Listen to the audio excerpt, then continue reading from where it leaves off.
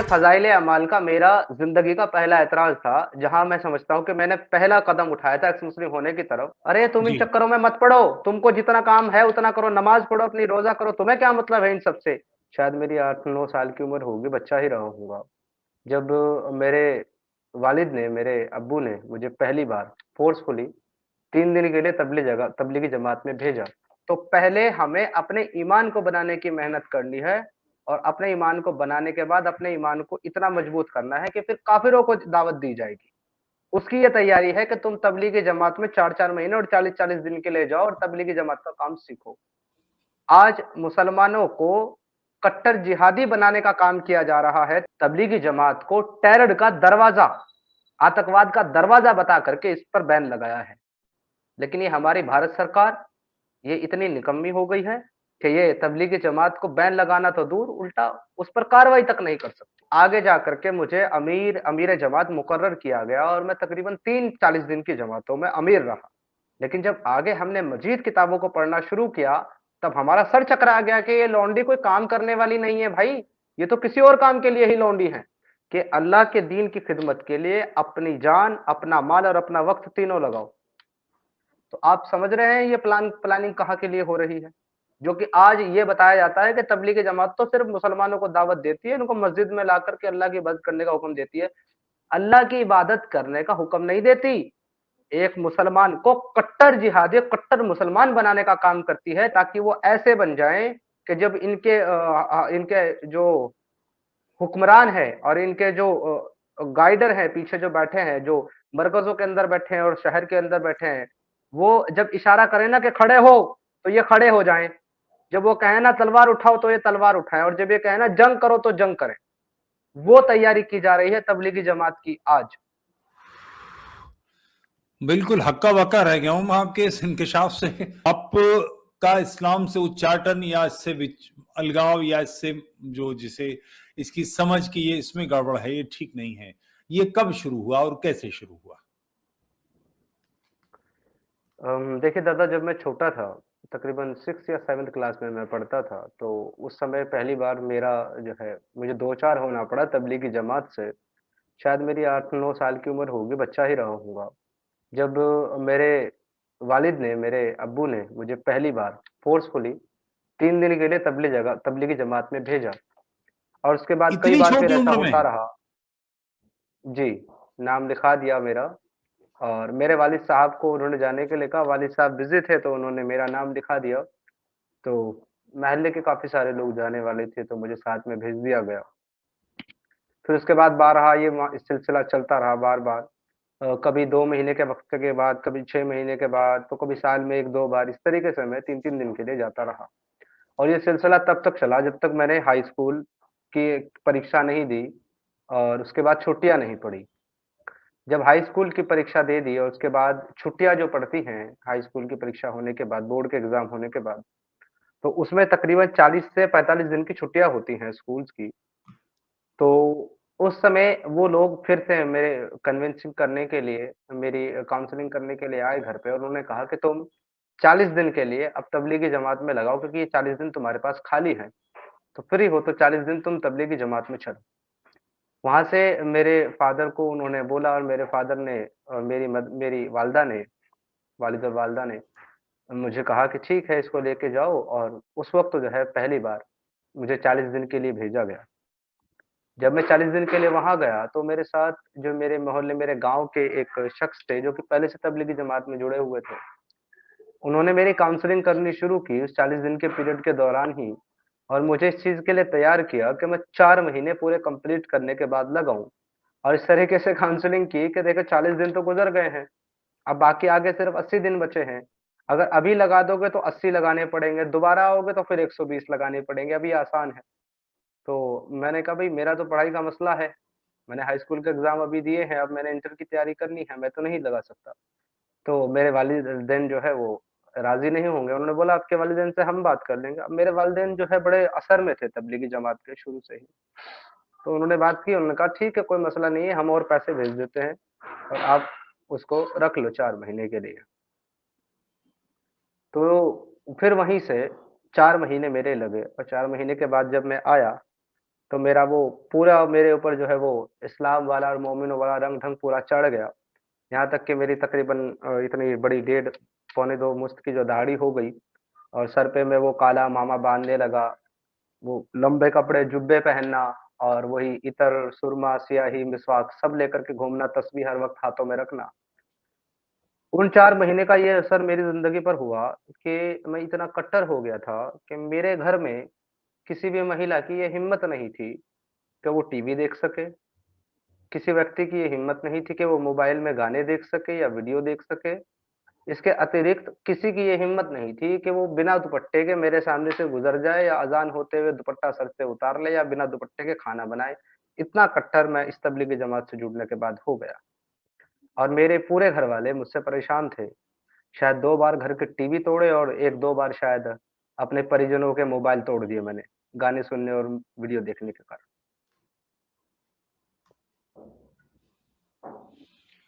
تبلیغی جماعت کے لیے جب آپ جاتے تھے چھوٹے بچپن میں، اور آپ کی ایجوکیشن کے بارے میں آپ کے گھر والے پریشان نہیں ہوتے تھے؟ ایک سوال میرے ذہن میں یہ آیا۔ دوسرا یہ کہ یہ جو 120 دن کے لیے آپ جاتے تھے تبلیغی جماعت میں، اس جماعت کرتی کیا ہے، ٹھہرتی کہاں ہے، اس کے کھانے پینے رہنے کا انتظام کون کرتا ہے، اس کے ٹور کون پلان کرتا ہے، کیسے ہوتا ہے یہ سب؟ تبلیغی جماعت اپنے آپ میں ایک بہت بڑا فنکشن ہے، جس کی برانچز جو ہے وہ شاید میں یہ کہنا مناسب سمجھوں گا کہ بھارت کے نہیں، دنیا کے ہر ایک چھوٹے سے چھوٹے شہر اور گاؤں بستی میں ہے۔ ہر جگہ ہر بستی میں آپ کو تبلیغی جماعت کو فالو کرنے والے، اس کی تبلیغ کرنے والے اور اس کو حمایت کرنے والے لوگ ملیں گے، اور ان کی اپنی مسجدیں ہیں، اپنے مقامات ہیں۔ یہ تبلیغی جماعت جب 40 دن کی اگر کوئی جماعت ہے، یا اس سے زیادہ وقت کی کوئی جماعت ہے، تو یہ روانہ ہو کر کے اپنے شہر سے سب سے پہلے نظام الدین مرکز نئی دلی پہنچتی ہے۔ وہاں سے ان کا ایک روٹ طے کیا جاتا ہے کہ آپ نے کس ڈسٹرکٹ میں، کس اسٹیٹ میں، کس شہر میں جا کر کے یہ 40 دن کا جو وقت ہے وہ لگانا ہے۔ وہاں سے ایک روٹ، ایک رخ بنا کر کے دے دیا جاتا ہے، وہ پرچہ لے کر کے وہ جماعت طے شدہ شہر کے اندر پہنچتی ہے، اور اس شہر میں جانے کے بعد ہر ایک شہر کا اپنا ایک مرکز ہوتا ہے، جو کہ کنٹرول کرتا ہے پورے شہر کی تبلیغی جماعت کی ایکٹیویٹی اور گتیویدیوں کو۔ تو اس شہر کا جو مرکز ہوتا ہے وہاں یہ جماعت پہنچتی ہے، اور وہاں جا کر کے یہ جماعت اپنا وہ پرچہ پیش کرتی ہے کہ ہمیں نظام الدین سے آپ کی خدمت میں بھیجا گیا ہے، آپ جس بستی، جس شہر، جس علاقے میں چاہیں ہمیں بھیج دیں۔ وہاں سے ان کو 2 4 یا 5 دن کے لیے طے کر کے کسی ایک مسجد کے اندر بھیج دیا جاتا ہے۔ اس مسجد میں ہی وہ 10 12 15 لوگوں کی جو تبلیغی جماعت ہوتی ہے وہ وہاں قیام کرتی ہے۔ وہاں ہر نماز کے لیے جو ہے وہ ساتھ اکٹھے ہوتے ہیں، اور ہر نماز کے بعد وہ باہر نکل کر کے لوگوں سے ملنے جاتے ہیں، اور ان کو جا کر کے تبلیغ کرتے ہیں کہ بھائی تم مسجد میں چلو۔ مسجد میں لاتے ہیں، نماز پڑھائی جاتی ہے، نماز ہونے کے بعد میں ان کو اکٹھا کر کے ان کو بیان سنائے جاتے ہیں، ان کو وہ قصے سنائے جاتے ہیں جو اللہ کے رسول محمد صاحب اور ان کے صحابیوں نے جو کام کیے، یعنی کہ جہاد جو کیا، اللہ کے دین کو پھیلانے کے لیے جو کام کیے ہیں، وہ سنا کر کے ان کو اس پہ تیار کیا جاتا ہے کہ آج جنگ تو نہیں ہو رہی ہے، نہ مسلمان اس لائق ہے کہ وہ آج کافروں کے ساتھ جنگ کر سکے، کیونکہ اللہ کے رسول کا تو ایمان بہت مضبوط تھا، اور صحابہ کو انہوں نے تو کافروں کے ساتھ جنگ کی ہے اسلام کو پھیلانے میں۔ لیکن آج ہمارے ایمان اتنے کمزور ہو گئے ہیں، ہمارا عقیدہ اتنا کمزور ہے کہ ہم کافروں کے ساتھ جنگ تو کیا کریں، ہم مسجد میں نہیں آنے کو تیار۔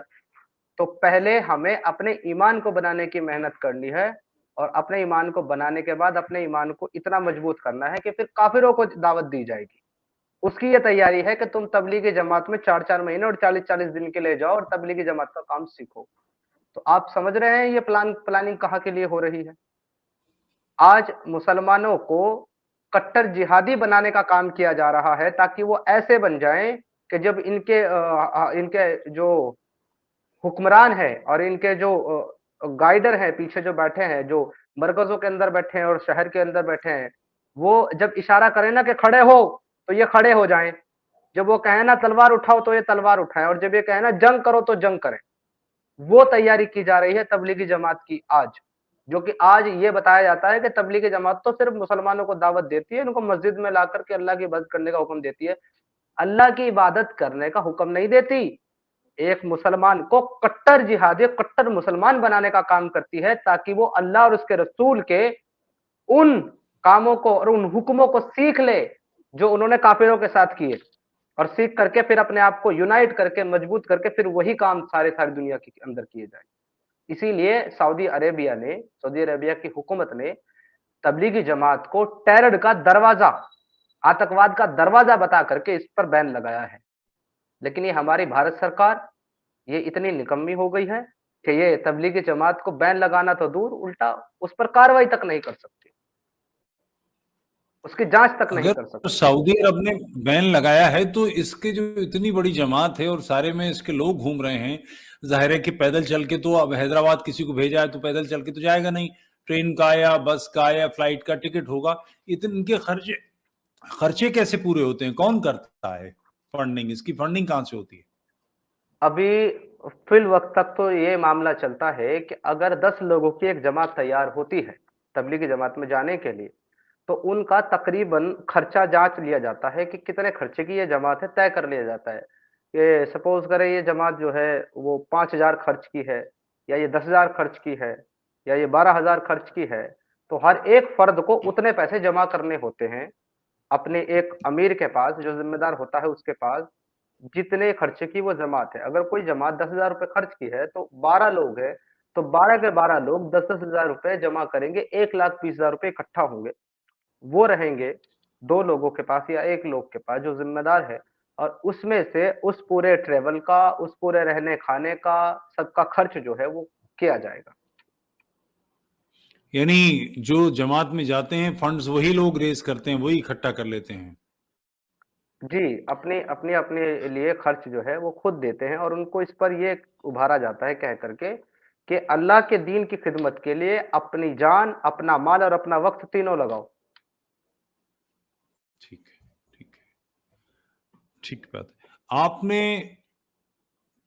اسلام چھوڑنا شروع کیا، یہ کب ہوا؟ یہاں تک تو آپ نے اپنا سفر بتایا کہ آپ نے 2 ٹی وی توڑ دیے، موبائل توڑ دیے، گھر میں آپ کی ماں، آپ کی بہن اور گھر کے لوگ اوپر بغیر دوپٹے کے نہیں چل سکتے تھے، آپ نے گھر میں اتنی سختی رائج کر دی، مگر آپ میں تبدیلی کب آئی؟ یہ سلسلہ جو ہے چلتا رہا تقریباً 2014-15 تک۔ اسی طریقے سے میں تبلیغی جماعت میں جاتا رہا، اور وہاں پر 2 چیزوں کی خاص ممانعت ہوتی تھی ہر ایک تبلیغی جماعت کے ویکتی کو، آدمی کو، جبکہ وہ کسی مامور ہوتا تھا اور امیر کے ذمہ داری میں ہوتا تھا۔ اب یہ 2 لفظ شاید کچھ لوگوں کے لیے نئے ہوں گے، مامور اور امیر کیا ہوتا ہے؟ مامور تو اس کو کہتے ہیں جو تبلیغی جماعت کا ممبر ہوتا ہے۔ اگر 10 لوگوں کا گروپ ہے، 12 لوگوں کا گروپ ہے، تو اس میں 11 لوگ جو ہے وہ مامور ہوتے ہیں، اور ایک جو ذمہ دار ہوتا ہے ان کا، جو ایڈمن ہوتا ہے، اس کو کہتے ہیں امیر جماعت، وہ امیر ہوتا ہے۔ تو جو 11 لوگ ہوتے ہیں اس کو ہر حال میں اپنے امیر کو فالو کرنا ہوتا ہے، جیسے وہ ان کو آرڈر دے گا اس طریقے سے اس کو اس پر جو ہے عمل کرنا ہوتا ہے، اس کو فالو کرنا ہوتا ہے۔ تو یہ 11 لوگ جو ہیں اکثر بیشتر ان 11 لوگوں کو ہمیشہ سے ہی یہ ہدایت ہوتی ہے کہ آپ فضائل اعمال جو کہ تبلیغی جماعت کی کتاب ہے وہ، اس کے علاوہ آپ کوئی کتاب نہیں پڑھ سکتے۔ اگر آپ نے قرآن کو پڑھنا ہے تو آپ صرف قرآن کی سورہ یاد کریں گے، مسنون دعائیں ہیں، ہر ایک کام کی الگ دعا ہے وہ یاد کریں گے۔ آپ قرآن کا ٹرانسلیشن نہیں پڑھ سکتے، آپ کو اجازت نہیں ہے، کیونکہ آپ عالم نہیں ہیں، اور آپ اگر صرف ٹرانسلیشن پڑھیں گے قرآن کا تو آپ گمراہ ہو جائیں گے، بھٹک جائیں گے۔ اور اس کے علاوہ جو اور مزید کتابیں ہیں وہ آپ نہیں پڑھ سکتے، آپ ان کو پڑھیں گے تو اس سے بھی آپ کے گمراہ ہونے کا خطرہ ہے، اندیشہ ہے۔ لیکن یہ معاملہ تب تک میرے ساتھ چلا جب تک میں معمور تھا۔ پھر آگے چل کر کے جب اس کام سے جڑا رہا اور اس کام کی بہت جدید معلومات حاصل کر لی، تو آگے جا کر کے مجھے امیر جماعت مقرر کیا گیا، اور میں تقریباً 40 دن کی جماعتوں میں امیر رہا۔ تو اس وقت آزادی تھی، تو وہاں پر میں نے مجید اور کتابوں کو، جیسے حکایت صحابہ ہے، حیات الصحابہ ہے، اور آپ کی جو ہے فضائل عمل کی تو کی ہی، اس کے علاوہ اردو پڑھنا سیکھا، تھوڑی بہت عربی پڑھنا اور جو ہے بولنا سیکھا۔ قرآن مجید میں نے تبلیغی جماعت میں پڑھنا سیکھا، پہلے بچپن میں قرآن شریف نہیں پڑھا تھا۔ اردو، عربی کتابیں یہ سب پڑھنے کے بعد پھر آگے چل کر کے میری جو مزید پڑھائی ہوتی رہی، تو اس سے میرے سامنے پھر یہ ساری چیزیں، اعتراضات واضح ہوتے چلے گئے کہ تبلیغی جماعت کے اندر فضائل اعمال کی کتاب کے اندر جب یہ پڑھ کر بتایا جا رہا تھا کہ ہارون رشید کے پاس ایک لونڈی تھی، تو یہ بتایا جا رہا تھا کہ وہ بادشاہ تھا اور وہ اس کی کام کرنے والی نوکرانی تھی گھر کے لونڈی کو. لیکن جب آگے ہم نے مجید کتابوں کو پڑھنا شروع کیا تب ہمارا سر چکرا گیا کہ یہ لونڈی کوئی کام کرنے والی نہیں ہے بھائی، یہ تو کسی اور کام کے لیے ہی لونڈی ہیں. اور ان کو کس طریقے سے حاصل کیا جاتا ہے؟ جنگوں میں یا خرید کر اور پھر انہیں مارکیٹ میں بیچا بھی جا سکتا ہے، بغیر نکاح کے ان کے ساتھ صحبت کرنے کی اجازت ہے، انگنت خرید سکتے ہو، کوئی تعداد طے نہیں ہے کہ کتنی لونڈی رکھ سکتے ہو. یہ ساری چیزیں پڑھنا شروع کی. آپس میں ان کے جو رشتے ہیں تمام صحابہ اکرام کے بڑے بڑے جو خلیفہ ہیں ان کے آپس میں جو شادیاں ہیں، ان کے نکاح ہیں، ان کے آپس میں جو رشتے ہیں وہ اتنے الوجیکل ہیں اور اتنے گھنونے ہیں کہ وہ کسی بھی انسان کو شرمسار کرنے کے لیے کافی ہے. جسے آپ دیکھیے حضرت ابو بکر کی بیٹی حضرت عائشہ 6 سال کی عمر میں آپ صلی اللہ علیہ وسلم کی بیوی بنی. اس کے بعد اب عائشہ اور سے پہلے حضرت خدیجہ رضی اللہ تعالیٰ عنہ ان کی بیوی تھی اور ان سے ان کی بیٹی تھی فاطمہ، اور عمر کی بیٹی جو ہے حفصہ وہ آپ صلی اللہ علیہ وسلم کی بیوی بنی. اس حساب سے فاطمہ کے عمر اور ابو بکر دونوں ہی نانا ہوئے کیونکہ وہ آپ صلی اللہ علیہ وسلم کے سسر ہیں اور آپ ان کے داماد ہیں. تو فاطمہ جو آپ کی بیٹی ہے آپ کے تو نانا ہوئے دونوں. لیکن وہ نانا ابو بکر جو ہیں وہ یہ کہتے ہیں عمر یہ کہتے ہیں کہ میں آپ صلی اللہ علیہ وسلم کے سامنے خدمت میں پہنچا اور میں نے یہ عرض کیا کہ میں فاطمہ سے نکاح کرنا چاہتا ہوں. ہاں جی. تو آپ صلی اللہ علیہ وسلم نے یہ نہیں کہا کہ نہیں بھائی تم تو نانا لگتے ہو، بھلے سوتےلے ہو، حفصہ کے ابو ہو، لیکن وہ میری بیٹی ہے تم تو نانا لگتے ہو، یہ نہیں کہا، بلکہ یہ کہا کہ ابھی فاطمہ چھوٹی ہے، اس کی عمر کم ہے، جبکہ اس وقت حضرت فاطمہ رضی اللہ تعالیٰ عنہ کی جو عمر بتائی جاتی ہے وہ 11 سال ہے. ایک پیارے حبیب، پیارے رسول اللہ، پیارے نبی جو خود بذات خود اپنے ایک خلیفہ کی بیٹی سے 6 سال کی عمر میں نکاح کر رہے ہیں، وہ اپنی 11 سال کی بیٹی کو چھوٹی بتا رہے ہیں جب ان کی شادی کرنے کا نمبر آیا. کیوں؟ کیونکہ عمر سے نکاح نہیں کرنا چاہتے تھے. اب آپ صلی اللہ علیہ وسلم کا جب انتقال ہو گیا اور حضرت عمر خلیفہ بنے تو اس کا بدلہ حضرت عمر نے کس طریقے سے لیا کہ انہوں نے فاطمہ کی بیٹی ام کلثوم اور علی کی بیٹی ام کلثوم سے نکاح کیا.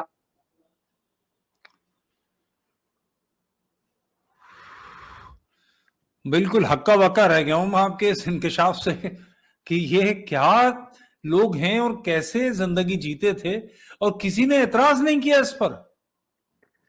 یہ فضائل اعمال کا میرا زندگی کا پہلا اعتراض تھا، جہاں میں سمجھتا ہوں کہ میں نے پہلا قدم اٹھایا تھا ایکس مسلم ہونے کی طرف. کیونکہ جب فضائل اعمال ہم پڑھتے تھے اور میں نے یہ پڑھا کہ حضرت عمر رضی اللہ تعالیٰ عنہ کا اپنی بیوی کو جچگی میں لے جانا، یہ فضائل اعمال حکایت صحابہ کے اندر ہے، اگر کوئی پڑھنا چاہے تو پڑھ سکتا ہے، آج بھی درج ہے. وہاں لکھا ہوا ہے کہ حضرت عمر جو ہے جس وقت امیر المومنین تھے تو وہ شہر کا دورہ کیا کرتے تھے. رات کو دورہ کرتے کرتے ایک جنگل کی طرف سے گزر ہوا تو دیکھا ایک بدو یعنی کہ گاؤں کے رہنے والا علاقے والا ایک انسان آگ جلا کر کے تمبو بنا کر کے اپنا بیٹھا ہوا ہے اور وہاں سے کچھ آوازیں آ رہی ہے. یہ پہنچے وہاں اپنے خادم کو لے کر کے عمر اور جا کر کے پوچھا بھائی کیا مسئلہ ہے. انہوں نے کہا بھائی تم جاؤ اپنا کام کرو. کون ہو تم؟ کہ نہیں بتا دو، اندر سے کچھ آواز آ رہی ہے، تکلیف والی آواز ہے. کیا ہے؟ کہ بھائی بیوی کو میری لیبر پین ہو رہا ہے، درد ذہ ہو رہا ہے، بچہ جننے والی ہے. تو یہ حضرت عمر صاحب گھر پہ آئے اور آ کر کے اپنی بیوی کو کہا کہ بھائی بڑے جو ہے نصیب سے، تمہارے نصیب میں بڑی قسمت سے ایک بڑا نیک کام آ گیا کہ ایک ایسی جو خاتون ہے اس کو لیبر پین ہو رہا ہے، تم چلو ذرا اس کی مدد کر دو. اس نے کہا ہاں جی بالکل، کیوں نہیں. تو آگے جناب اشرف علی تھانوی صاحب مولانا زکریا رحمۃ اللہ علیہ صاحب بڑا ہی بیان کرتے ہوئے یہ لکھتے ہیں اسی جگہ پر کہ آخر یہ تیار کیوں نہ ہوتی، آخر یہ بھی حضرت فاطمہ زہرا رضی اللہ تعالیٰ عنہ کی صاحبزادی تھی ام کلثوم. میرا دماغ چکرا گیا کہ بھائی جو شخص خود حضرت فاطمہ کا نانا ہے وہ اپنی ناتن کی بیٹی سے کس طریقے سے نکاح کر سکتا ہے؟ بھائی یہ کون سا رشتہ ہے؟ میرا پہلا اعتراض شروع ہوا. میں نے تمام مولویوں کو پوچھا، تمام مولویوں نے دادا مجھے صرف ایک بات کہی، ارے تم ان چکروں میں مت پڑو، تم کو جتنا کام ہے اتنا کرو، نماز پڑھو، اپنی روزہ کرو، تمہیں کیا مطلب ہے ان سب سے. میں نے بولا بھائی اگر تم چاہتے ہو کہ یہ چیزوں میں عام مسلمان نہ پڑھے تو یہ عام مسلمانوں کے ہاتھوں میں کتابیں دے دی کیوں تم نے؟ تو سوال کریں گے اگر ان کو سمجھ میں آئے گا.